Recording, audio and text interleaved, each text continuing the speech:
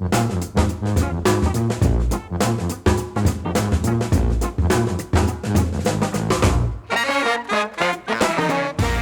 to What's Working, everyone. Thank you so much for joining us on this week's show. What's Working is the radio show / podcast designed to bring you insights in today's workforce, workplace, and marketplace trends. I want to give you insights into what's going on out there so you can apply these insights into your own business, to your own world, whatever it is, to make yourself just a little bit better at whatever it is that you do. Our guests are captains of their industry. They're experts in their field. They're inspirational. They're motivational. They're educational. And our guest this week will be all of those as well.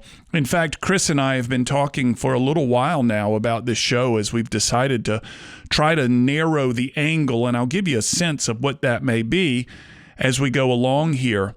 What you're going to hear in this week's show is kind of a history and an evolution of the marketplace when it comes to labor, when it comes to talent.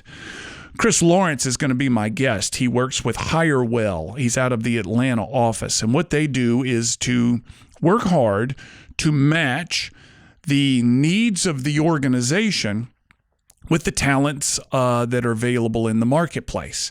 And they do a very cautious process of getting to know the organization very well to figure out the culture and whether this individual here will be a fit. So in that regard, he's very similar to many businesses out there that are trying to be a placement company. They're not looking at high volumes of people, though I'm sure they could do that.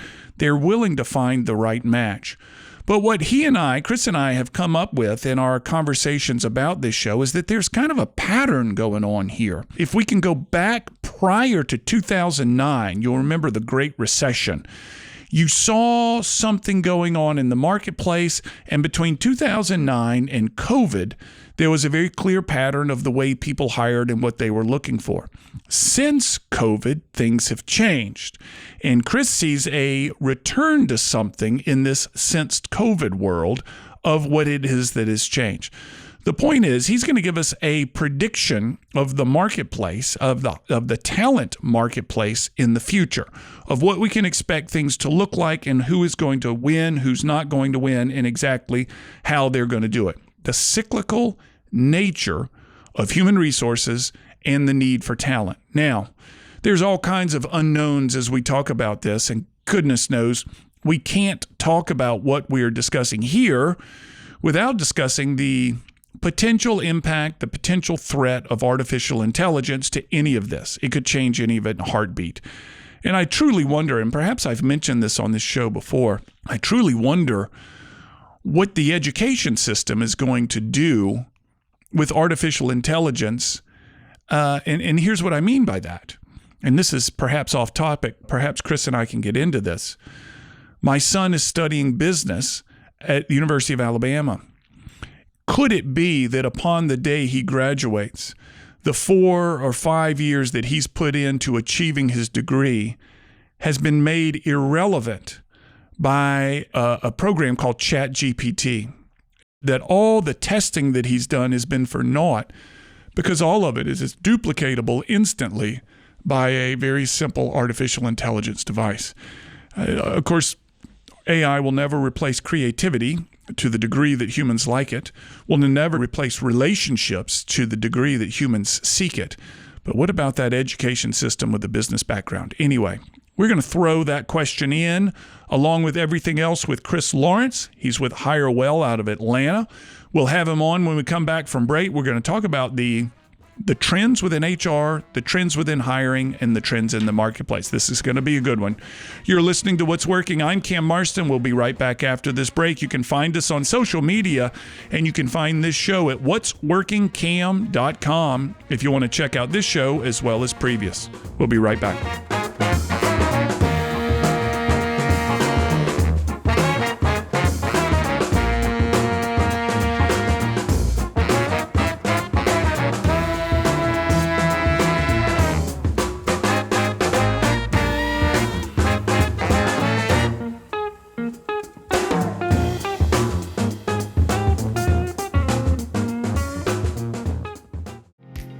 This is Seth Cherniak, Vice President of Branch Development for the Jeffrey Matthews Financial Group.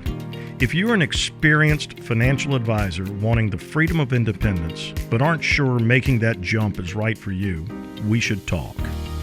Jeffrey Matthews has developed a successful program for advisors who don't want to be 1099 contractors and don't want to pay for their own overhead. We're looking for advisors who want the freedom to run their business the way they see fit with the support that comes with a W-2 firm. If you're interested in joining one of our branches, or if you want to open your own branch as a full-time employee, let's chat. Our compensation plan is one of the most competitive among all W-2 firms, big or small. Reach out to us today at jeffreymatthews.com, connect with me, Seth Cherniak, on LinkedIn, or click the link in the podcast. Jeffrey Matthews Financial Group, member FINRA, SIPC.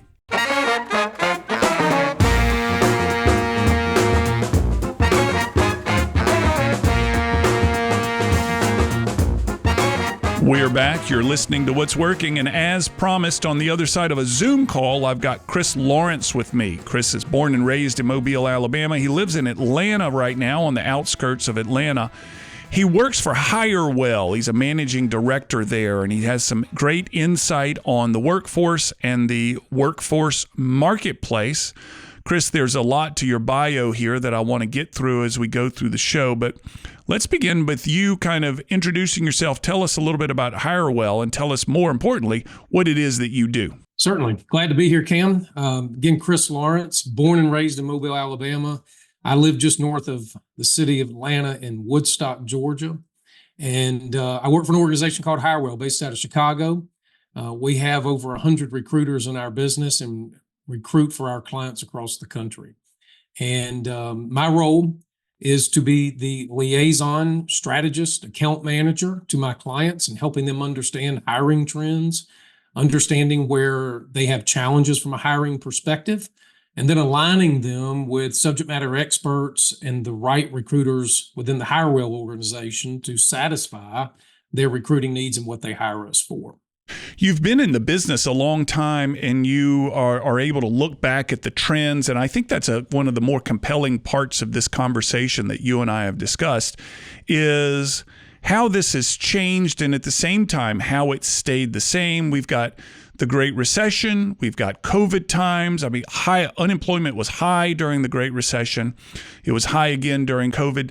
Take me back from those two pinnacles of unemployment and what happened between those 2 points. Yeah, so Cam, I got into what I call human resource business process outsourcing in 2007, right? What does that mean, right? So I've been helping organizations recruit, attract, retain employees since 2007. And, you know, a time frame that I earmark as something of high importance is pretty much 2009 to March of 2020. Right. So March 2020, earmarking the beginning of COVID in the United States. Yeah. But prior to that, right, you had 2009 to 2012, in which we had this economic downturn related to the housing market. Right. It's no secret for those of us that lived through that as adults. Right. I say that tongue in cheek to some degree because we have a lot of young people within our organization, right, that may not remember that. Yeah. But the message here, as it relates to employment, there's so many trends that were happening during that time, right? And when we came out of that recession around the 2012 timeframe to March of 2020, a really good one is unemployment. It just, if you look at it on a chart, it just steadily declines from a height of 14, 15% all the way down to around 3% during that entire timeframe. So it was on a continuous decline out of the Great Recession. Employment began to get stronger and stronger. It continued to decline, and then, as we know, it was impacted immediately with the arrival of COVID, as everybody freaked out, rightly or wrongly is not the conversation, but freaked out for a while. With this trend of continuously lowering unemployment, is that right? Continuously low unemployment. There were interest rates activities going on at the same time, which spurred investment, which spurred employment, et cetera. And I know you were a part of that as well. Yeah, so I've got an undergraduate degree in business and finance and economics, right? And so I look at everything through a couple of lenses. One is recruiting and retention for my clients, but also through an economic lens. So during this entire time frame, what we experienced were interest rates that we probably won't see in the near future. And I'm talking about interest rates, mortgage rates down around 3% and even lower, right? And it was very good times. If you got in the stock market in 2012, 2016, et cetera, all the way to 2020, you had to be doing something wrong to not be making money. Yeah. My kids all have 529 plans, and I started them right around the Great Recession thinking that's going to go back. And I think most of their college tuition is being paid by the market that we gained from that time to that time. I just put a big risk in and kept throwing money in there thinking it's going to go up. And tell me this, let me ask you, you remember you were doing what you were doing then, the same thing that you are today. Employers had a specific way they were looking for people or perhaps specific talents, and they were engaging you to help them find it. What was the trend then in the employers? What were they looking for as you took on a new client, and how would that be different from today? I know we want to move down the road a little bit and get into what's going on out there today, but compare and contrast for me, if you will, the growing market after the Great Recession versus today.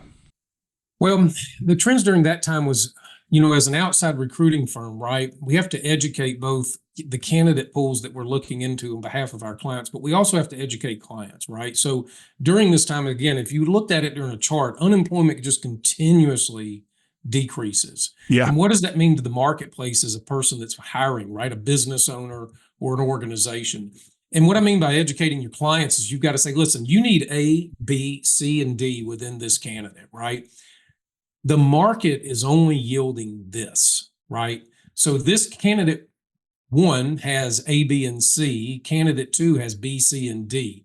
We're really struggling to find A, B, C, and D. They're happy where they are. They're making money. It's hard to pull those folks out. There's hardly anybody looking for a job. And so as an employer, right, desperate for resources, we've had to educate clients on saying, listen, this person is lacking this, but they have these three attributes, which I think, along with the way that you build folks up within your organization, I think candidate one is the best fit for you, right? Right. And so those are some of the hurdles that we've had to overcome as it relates to some of the things that we've been doing since COVID came.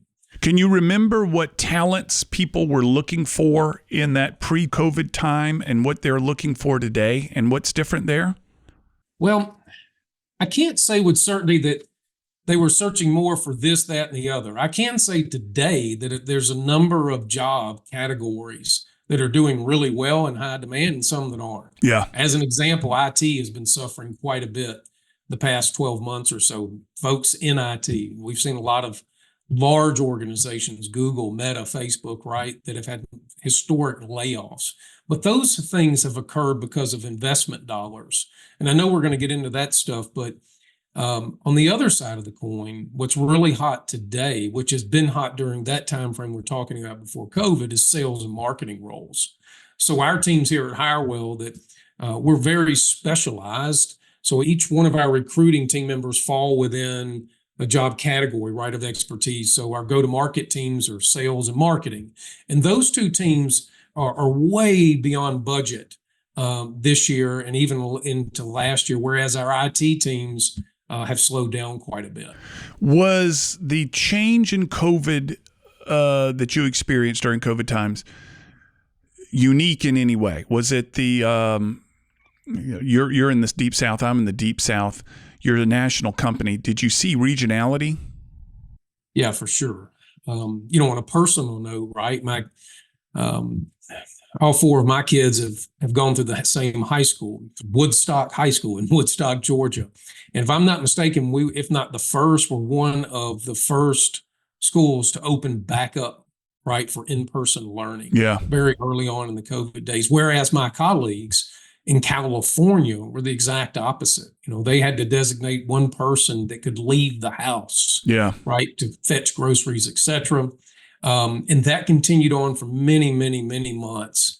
Whereas in the South, we were back to work way sooner than many of our other folks across the country. Yeah, I do remember that. I remember locally here, our headmaster deserves ever-living praise from my point of view for putting our school back more quickly than the other schools in the area. He believed in the social interaction that these kids needed, and he was right. In hindsight, he was right. All right, we're coming up to a break. Let's pick this up, Chris, when we come back, and I want to talk about what's happened since COVID, what more detail on COVID to now, and then, again, the trends that we're seeing that you can point out to the listeners. You're listening to What's Working. We'll be right back.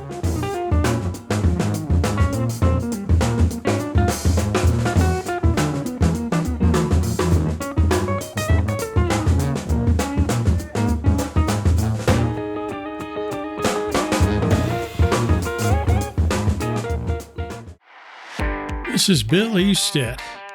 I perfected my baking recipe behind my live music stage at my little restaurant in Fairhope, Alabama. We have custom-made smokers and small batch bacon made just for you. So if you're looking for the best bacon in America that has been cured, smoked, and even serenaded by songwriters, you definitely need to try Billy's Small Batch Bacon. www.billysbacon.com.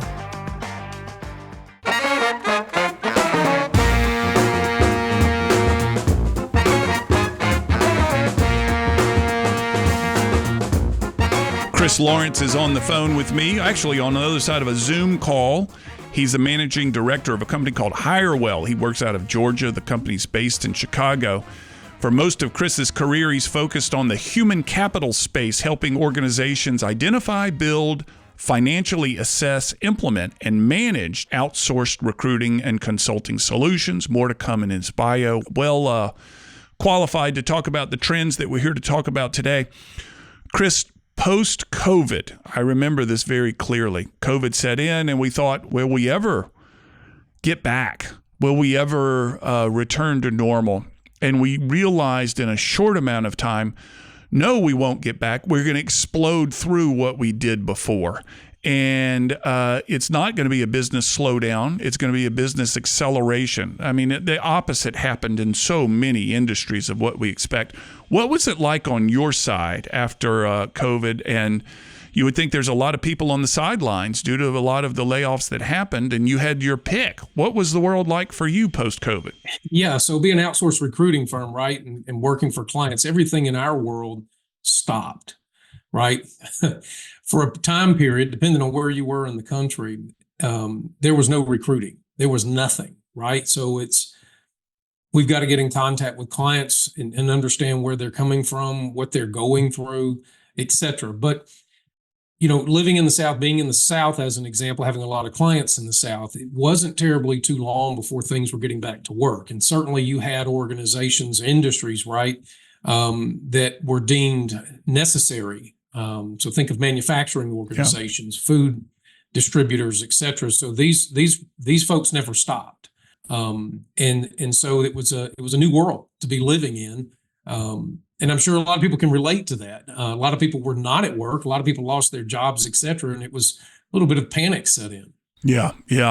I remember it was the hospitality industry I remember seeing took a real big beating as no one was going to hotels. No one was going to resorts. They wanted to. They were going in their RV and standing out, in the middle of the woods somewhere, but not going to the resorts due to the orders to separate.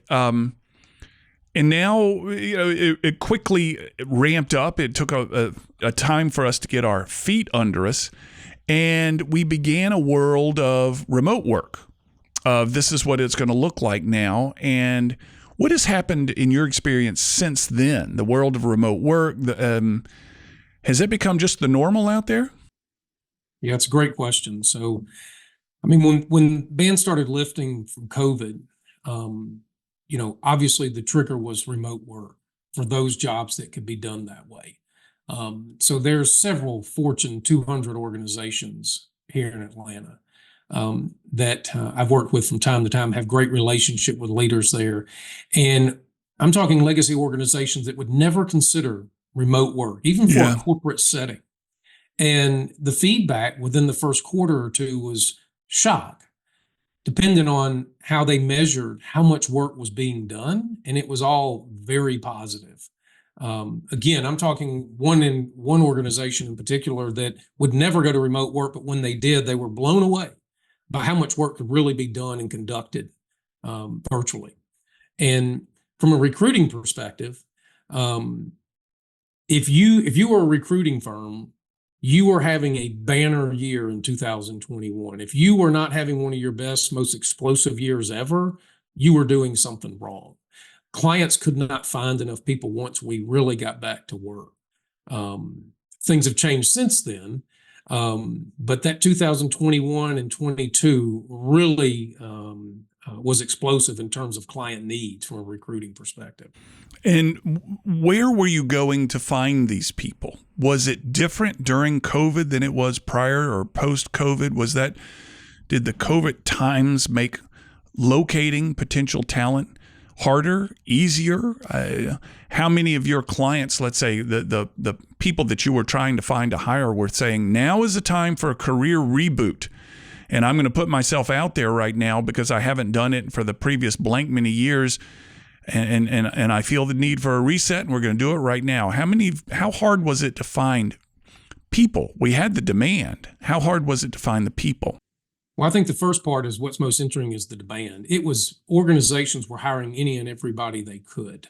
I mentioned earlier, before COVID, the candidate needed to have A, B, C, and D, right? Within their experience. Now clients were hiring just A, right? They didn't care if they had B, C, or D. They didn't care. It was as many people as they could hire at one point in time, right? And that was what was so explosive. And what really got us back down to unemployment levels like we saw prior to COVID. So that was interesting to see. Remote work was really the lever that everybody pulled. And it's been nice to see. You're talking to somebody that's been working from their house pretty much the last 20 something years. I was doing it before it was cool. Yeah, you're an avant-garde home worker. Yeah, I was one of the few way back in the day, but I've always been in consulting and business development activities, right? And being on a plane, flying or driving to someone, and that's just the nature of my roles. But remote work has been a lot of fun. It's been something that I thought needed to happen.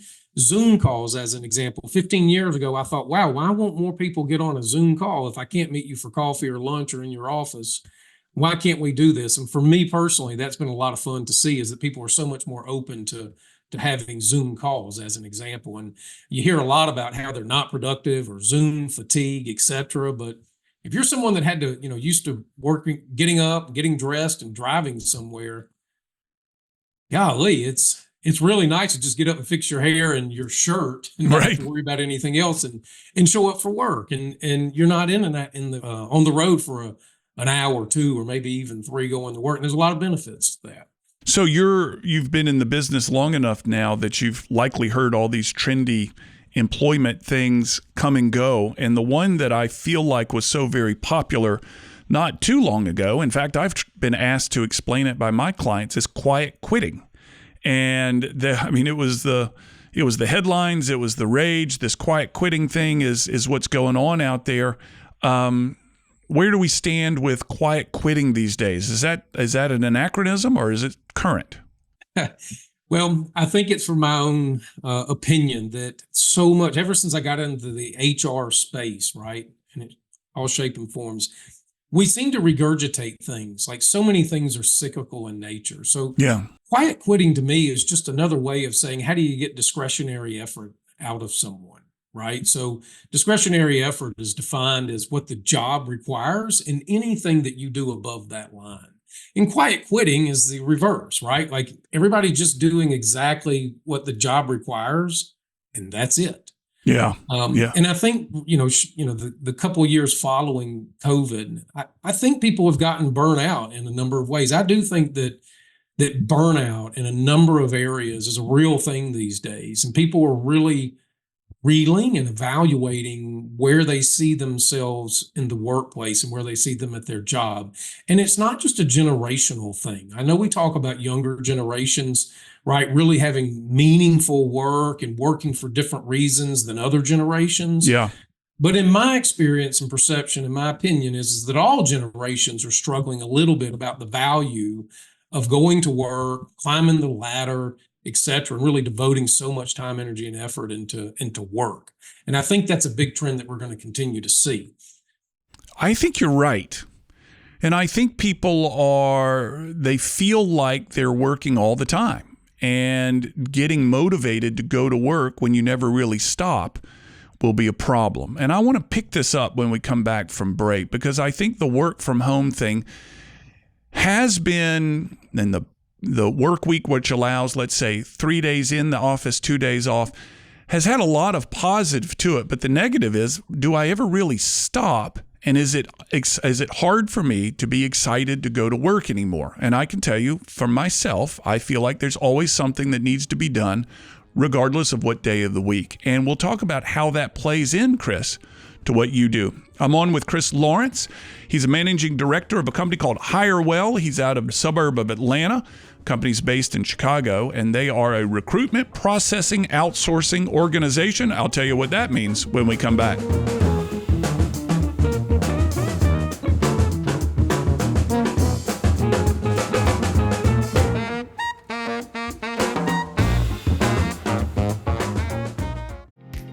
This is Seth Cherniak, Vice President of Branch Development for the Jeffrey Matthews Financial Group.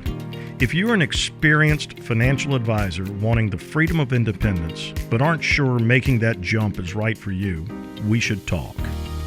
Jeffrey Matthews has developed a successful program for advisors who don't want to be 1099 contractors and don't want to pay for their own overhead. We're looking for advisors who want the freedom to run their business the way they see fit, with the support that comes with a W-2 firm. If you're interested in joining one of our branches, or if you want to open your own branch as a full-time employee, let's chat.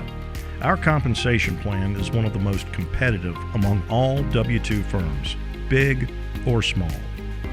Reach out to us today at jeffreymatthews.com, connect with me, Seth Cherniak, on LinkedIn, or click the link in the podcast. Jeffrey Matthews Financial Group, member FINRA, SIPC.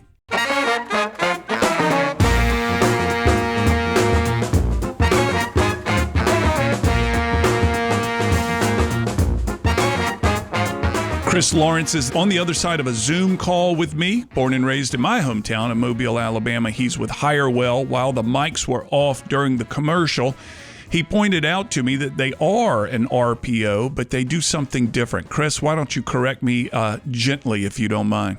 Yeah, no worries. So RPO is a term in my industry, recruitment process outsourcing, where an organization is going to outsource all or parts, some of their recruiting needs, right? Whether it be advertising or interviewing or sourcing and presenting those to hiring managers. But all in all, Hirewell is a recruiting organization that clients come to us and we solve their recruiting problems. Got it. RPO is certainly a portion of that, but at the end of the day, we're a recruiting firm that offers a number of solutions to our clients. Prior to the break, we were talking about maybe feeling like work never stops. And it's one of the things that work from home has created. Maybe it never starts, it never truly has an on switch, but it certainly never has an off switch. And it's a tool that employers are using to make people want to work for them. And again, while the microphones were off, you told me that there was another tool that a very famous employer used to make people want to go to work. Tell us more about that. That's just fascinating. Yeah, so we've been talking about this internally as an organization as of late, and Henry Ford, right, used the 8-to-5 work week. He's the actual inventor of the 8-to-5 work week. And during that time, it was the incentive to go work for his organization was, hey, you can come work for me Monday through Friday, 8 to 5, and you're not working on Saturday or Sunday or after 5 p.m. And so many people were in the farming industry, right? And so this was a way to pull people within his manufacturing sites just like remote work is done today. It's a tool. It's not the answer to everything, but I want to encourage your listeners that, in my opinion, remote work is, again, just a tool to incent those to come work for your organization. It's certainly part of the future. I wouldn't say it is the future, but it's certainly part of the future. As you're collecting candidates, you define yourself as a recruiting organization. As you're collecting candidates, how often is the remote work a absolute part of every conversation today? Prior to COVID, it probably didn't exist much, but I suspect today you can expect a question from the candidate on working from home or remotely in some way. That's a great question, Cam. 2021 and into 2022, clients write, yeah, it's remote. So it opened the door for organizations to hire someone outside of their local geography, right? And everybody was amenable to it for the most part. Everybody were open to it. And fast forward to today, and the percentages of our clients that are allowing 100% work from home has dwindled considerably. Whether measurements were taken that they were highly productive in the remote environment or not, most clients still want people to be on site in some shape or form. And what we're seeing is one of the biggest trends today is it's hybrid. And what does that mean? Hybrid means that the client wants them in the office 1 to 4 days a week. And what does that mean exactly? That means they have to work in the local geography of the client's office. Yeah. Right. Yeah. And so those percentages of organizations willing to allow someone to work from home 100% have decreased significantly. And as a recruiting firm working with a lot of candidates, it's become a challenge because so many professionals, or those that can do their job remotely, really want to do that. Yeah. And so we're kind of coming back to where we were pre-COVID, where it's still a tool. And oftentimes you've got a difficult search and the job can be done remotely, but the rest of the team is in the office in Atlanta. They really like that person that lives in Chicago, and they make a concession. We're still seeing that, but it's fewer and far between than it was. Yeah, yeah. Which kind of maybe brings me back to a question I want to get into, which is the cyclical nature. You sent me some notes in advance, the cyclical nature of what you do. But before that, there's this term that you've used in your notes, the Great Hesitation. I'm familiar with the Great Resignation. What is the Great Hesitation? Well, I've heard this bounce around a couple of circles that I run in. And what I'm hoping is that this time period doesn't last long enough to where this is coined, right? Like the Great Resignation. But where it comes from is that clients today, in the past 6 months or so, it's tough for them to make decisions on exactly what they want in a resource. So they have their job title, they have their job description. We create a slate of candidates, we educate the candidates, we put that slate in front of the client, and the client starts getting new ideas about what they really want this role to become. And they're very slow to pull the trigger and make that hiring decision these days. And that's a trend that we're seeing quite a bit. And we're also seeing a trend in once we get in a month into a search for a client, there's been a number of times in which the search has been canceled. Nothing to do with us or the candidate flow, but the business direction. So businesses, whether it's an election year, I think that's important to note. I don't think it's one of the big factors. I think the financial, where we are as an economy is a little bit of a challenge, even though we've got records being set continuously from the stock market value, et cetera. We still have hesitation. A lot of people feel like we're in a bad economy when everything on paper says we are.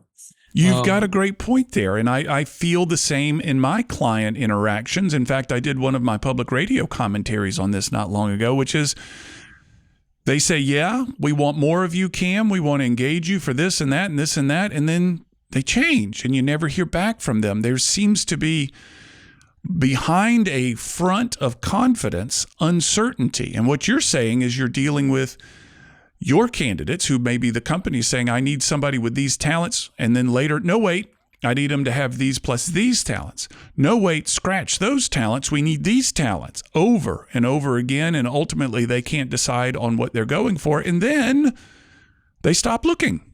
Correct. Oh my gosh, you're going through what I'm going through, and I hate it for you, but there's a part of me that's happy to hear that I'm not the only one. How are you getting around this? You've got company goals. Your company has, you can't keep giving this free advice to these people. How are you getting around this? The way I look at it, Cam, is, things run in cycles. I think our cycles are a lot shorter in the past 25 years than they were in the previous 100, right? So it took longer for things to unfold. If you look at 99, 2000, 2001, there were events there in which affected the economy negatively. It did again in 9, 10, 11, and 12, and it did again in, 20, 21, 22, right, with COVID. And I think that's the thing that you have to remind yourself. And I remind clients, I remind business owners, I remind our own organization. And I kind of like to look at things in 3 and 4 year increments as opposed to 6-month increments, and making an average of that and doing your best, right, to stay within those confines. I mean, certainly you have to make payroll. Certainly your P&L needs to be in the positive, right? You have to manage to those things. But to me, I think, 2, 3, 4 years averages is really where you want to be striving to be as an organization, employer, or business owner. So there's someone out there looking 2, 3, 4 years down the road, and they admit we need somebody to help, and they'll come find an organization like yours. What is your advice for them for how to engage someone like you? I mean, what do they need to think through? Well, whether you're a business owner or you work for a mid-size organization or a large organization, I'm always striving to tell people that they need to find their network. They need to continuously network. They need to answer the call when a vendor partner calls sometimes, because we see a lot of the things that they may not see outside of their walls, right? And recruiting is a lot like that, in trends that we see and things that are evolving. So my advice is to always try and collaborate, just like you and I are doing today. And hopefully those things are benefits. So that's the way I'd answer that. Yeah. How can people find you, Chris, if they're looking for you and want to ask you more? How do they find you? I'm pretty easy to find. I'm on LinkedIn under Chris Lawrence. You'll see me in Atlanta, Georgia. You can find me at hirewell.com, and that's just as it sounds, HIREWELL, hirewell.com. You can always email, and it's simply chris@hirewell.com.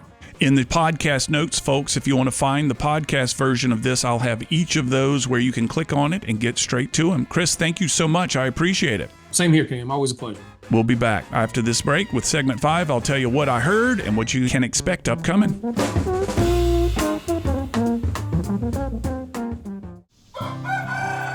I'm Joey Mason.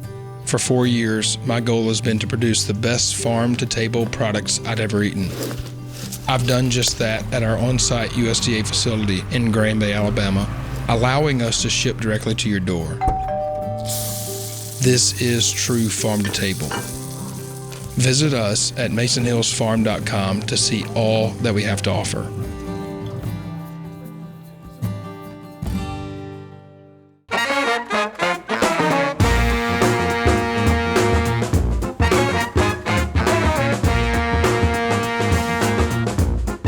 Special thanks to Chris Lawrence for giving me so much time. Folks, if my interactions with Chris, we were networked into one another. He told me a little bit about what he did, and I thought, Chris, your expertise would be a great topic for the show. I would imagine there are people out there, meaning you, who are struggling with figuring out how to get somebody. In fact, this show, I've done a very simple reach out to my marketplace, to my network rather, saying, hey, I could use some sales help for the show. There's always need for sales help. And sure enough, he mentioned that's one of the things that they're in demand with right now. But the point being, this process that they go through to very carefully narrow down the candidate, asking a lot of questions, beginning this dance between the two.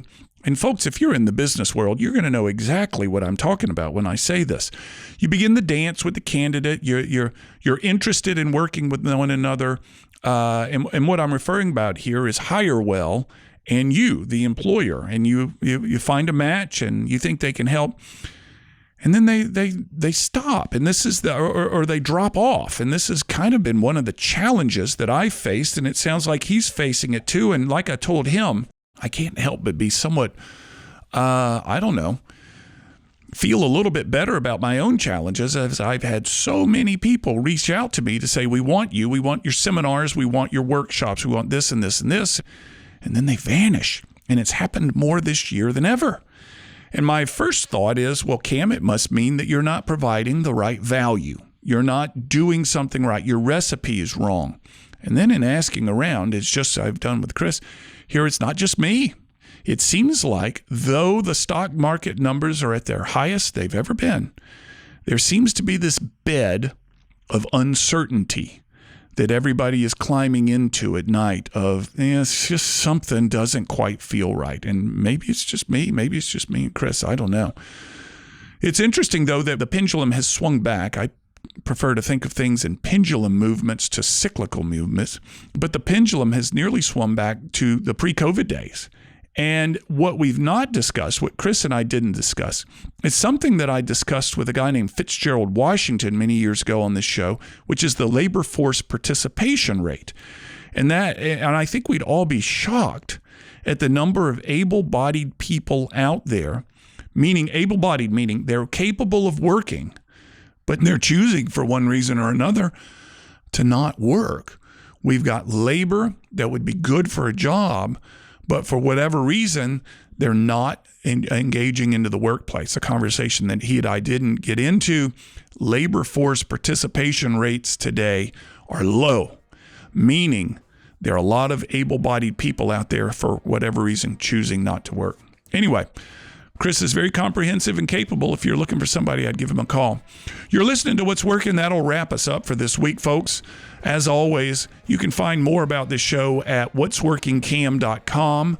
You can find previous shows, a way to get in touch with me. I'd love to get your feedback if you've got something to say on this matter or any suggestions. In fact, just now got a suggestion from somebody that says we need to dig into the realtor decision, and we will do so. Have a good week, everybody.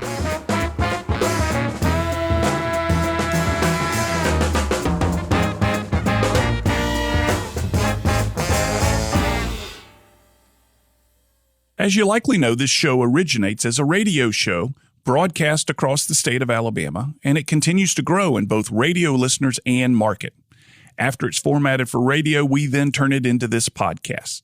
Please share it with those you think would find it interesting, and subscribe to the podcast on my YouTube page where you can leave messages and your thoughts and your comments, and I'll certainly get back in touch.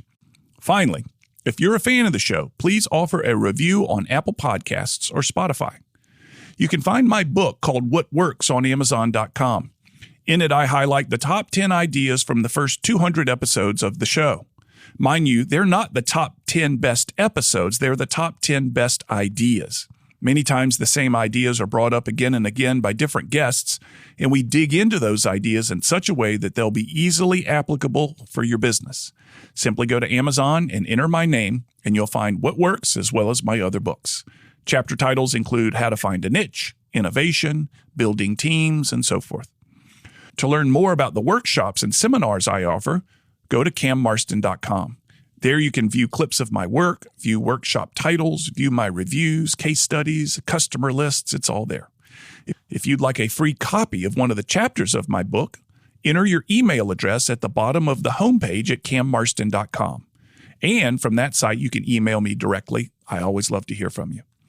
You'll also find me on social media. Find Cam Marston on all the social media platforms, and you may need to enter the numeral 1. There's one other Cam Marston out there, and that numeral 1 distinguishes me from him from time to time. So if you're unsure if it's me or not, enter that numeral 1 after my name, and it should do the trick. On a more personal and less professional side, I record weekly commentaries that air across Alabama on Alabama Public Radio twice each day on Fridays called Keeping It Real. They've won statewide and national awards. They're simple observations on the world as it goes on around me, and they're only a few minutes long. They're a passion. You can find them on the same podcast app you're using to listen to this. Finally, if you're interested in advertising on this podcast or the radio show, reach out. I've worked hard to cultivate a specific listener, and I can tell you all about them, and I have many different options for helping you reach them. Thanks again for listening. We'll have another episode available soon.